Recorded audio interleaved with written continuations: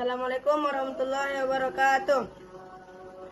Kami dari kelompok 1 Putra akan mempresentasikan hasil diskusi kami, yaitu sejarah, fungsi dan kedudukan Undang-Undang Dasar 1945. Saya akan memberikan ke pemateri pertama, yaitu Muhammad Fuad Syaki. Selanjutnya, isi pembukaan Undang-Undang Dasar 1945.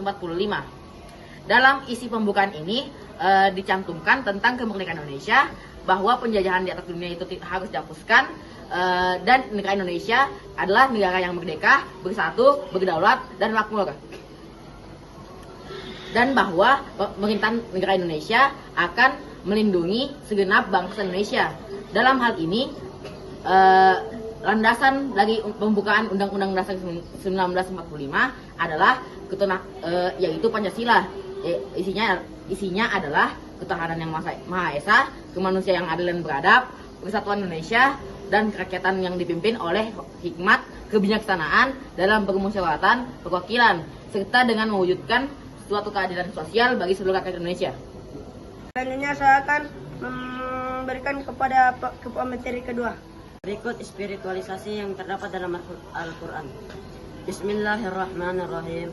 Ya ayyuhan nasu inna khalaqnakum min dzakarin wa untha wa ja'alnakum syu'uban wa qabaila lita'arafu. Inna akramakum indallahi atqakum. Innallaha alimun khabir.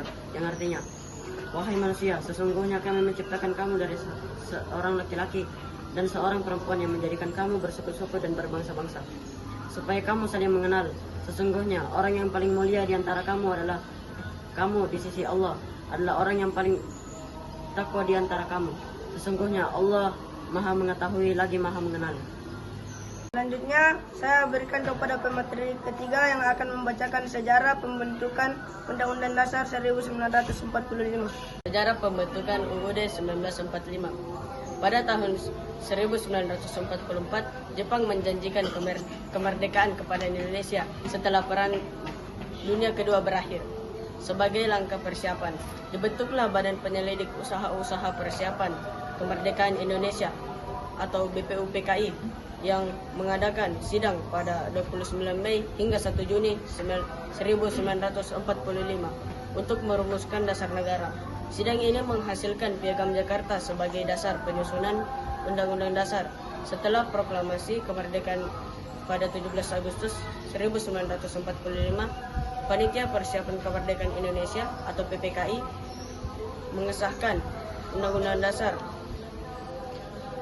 1945 pada 18 Agustus 1945. Dengan pengesahan ini, Undang-Undang Dasar 1945 menjadi dasar hukum tertinggi negara Republik Indonesia, mengatur struktur pemerintahan dan hak-hak warga negara.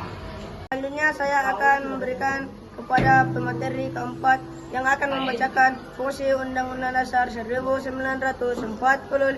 Undang-Undang Dasar 1945, dasar hukum tertinggi. Undang-Undang Dasar 1945 berfungsi sebagai konstitusi yang mengatur seluruh hukum dan sistem pemerintahan di Indonesia. Panduan penyusunan undang-undang sebagai pedoman bagi penyusunan undang-undang dan peraturan undang-undang lainnya.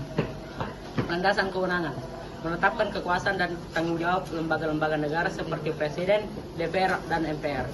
Perlindungan hak asasi manusia mengatur hak dan kewajiban negara, warga negara, serta perlindungan hak asasi manusia. Selanjutnya saya akan memberikan kepada pemateri kelima, yaitu kedudukan Undang-Undang Dasar 1945. Kedudukan Undang-Undang Dasar 1945 sebagai konstitusi negara. Undang-Undang Dasar 1945 adalah hukum dasar tertinggi di Indonesia yang mengatur semua aspek kehidupan dan berbangsa dan bernegara. Pembaruan dan amandemen. Undang-Undang Dasar 1945 telah mengalami amandemen untuk menyesuaikan dengan perkembangan demokrasi dan dibutuhkan konstitusi negara. Amandemen pertama dilakukan pada tahun 1999 dengan beberapa perubahan signifikan. Kekuatan hukum. Semua peraturan perundang-undang di bawahnya harus sesuai dengan Undang-Undang Dasar 1945 dan tidak boleh bertentangan dengannya. Demikian apa yang kami sampaikan. Mudah-mudahan apa yang kami sampaikan dapat berguna bagi kita semua. Billahi taufiq wal hidayah. Wassalamualaikum warahmatullahi wabarakatuh.